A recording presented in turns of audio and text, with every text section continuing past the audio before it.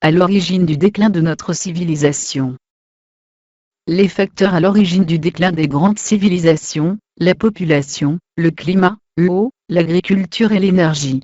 La chute surviendrait lorsque ces facteurs convergent pour provoquer deux éléments cruciaux. La réduction des ressources due à la pression mise sur la capacité de charge écologique, la taille maximale de population qu'un milieu peut supporter. Trop de monde sur Terre par rapport aux ressources disponibles, nourriture, eau, matières premières nécessaires pour maintenir la civilisation. La stratification de la société entre les élites, riches, et masses, pauvres. Ce phénomène aurait joué un rôle central dans la chute dans tous les exemples étudiés sur les derniers 5000 ans. Un trop grand fossé entre ceux qui contrôlent les richesses et les autres. Cela désigne également le clivage entre pays riches et pays pauvres. Distribution des ressources et consommation d'énergie.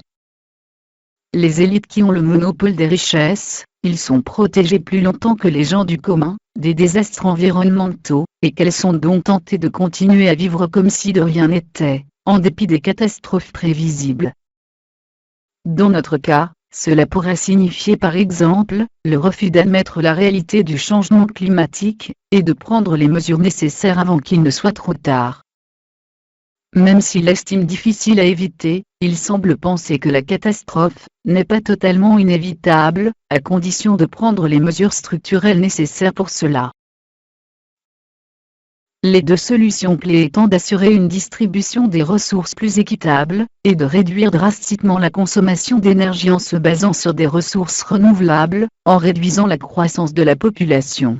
Tout cela nous mènerait alors peut-être à une civilisation plus stable.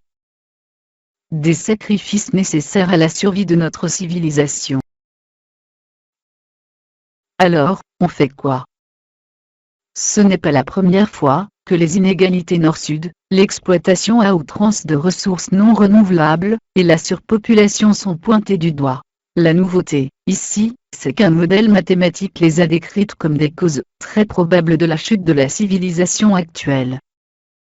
C'est un peu comme pour le changement climatique. Il y a ceux qui mettent en avant les chiffres et le temps, et d'autres qui expliquent par A plus B qu'il n'existe pas. Et ceux qui se foutent du résultat, et ne veulent tout simplement pas changer. De plus, toute société a ses propres mécanismes de défense et son inertie. Ceux qui bénéficient de la situation sont ceux qui ont le contrôle, et donc ceux qui pourraient éventuellement changer les choses de manière souple. La question que l'on pourrait tous se poser, serait de savoir quels sacrifices, nous serions individuellement et collectivement prêts à faire, pour que ce changement survienne s'il s'avérait nécessaire à la survie de cette civilisation. Le financement de la NASA de cette étude, est d'un petit coup de main donné aux chercheurs pour leur modélisation de la planète. D'autre part, il insiste sur le fait qu'il s'agit d'une étude scientifique. Que la NASA s'en approprie, ou non, les conclusions ne changent rien à ce fait et à la validité de ses résultats.